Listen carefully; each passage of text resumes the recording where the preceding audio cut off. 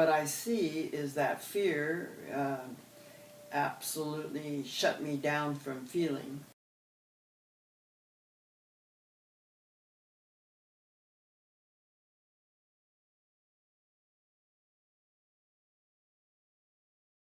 Well, we were living in the Philippine Islands, and my father was an entrepreneur with shoes, and we had a house, and we were wealthy, and we were sitting at dinner this one evening, and the dog started barking, and we heard these guttural sounds of Japanese soldiers, and they were banging their boots coming up the stairs, and their bayonets were making noise and very frightening. They hauled us off to the prison camp in the Philippines, and we were there for 3 years.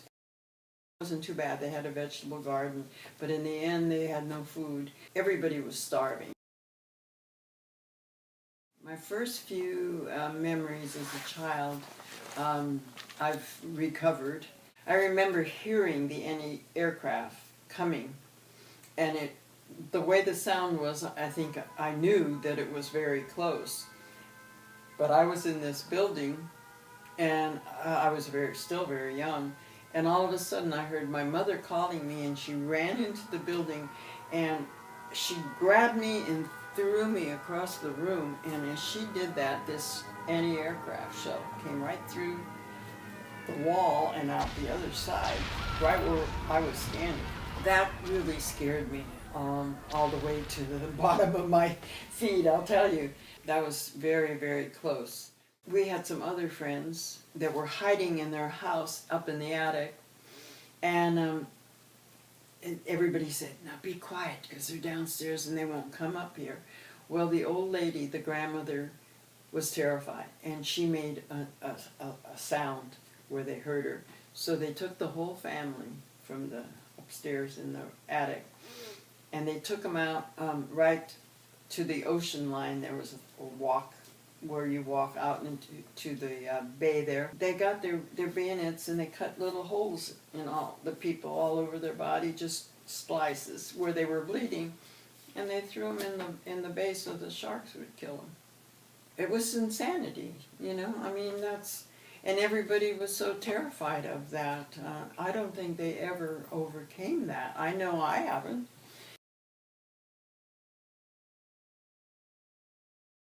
And then in the end, after they'd lost the war, we were out in the middle of the Philippines, and Hirohito gave an order. He said, "Destroy everything and kill everybody.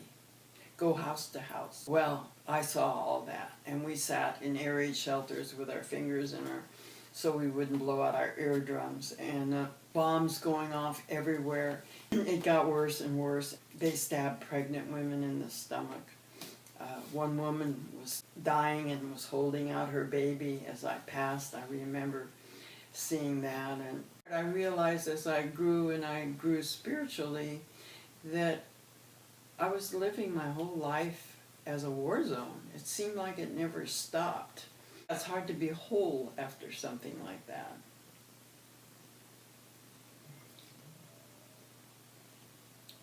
My intention is to be loving and not fearful, to be free of those things because they're so debilitating. For me, whenever I get afraid now, I think of it as like smoke. You get the fear and it paralyzes you, and then you say to yourself, "No, I got to push through this. It's not real." And when you do that, poof, there goes all the fear, you know, because then you take that step and you realize it's really nothing. There's a gift in all of this, and the gift is you get to see much deeper and intensely, and you know what life is really about.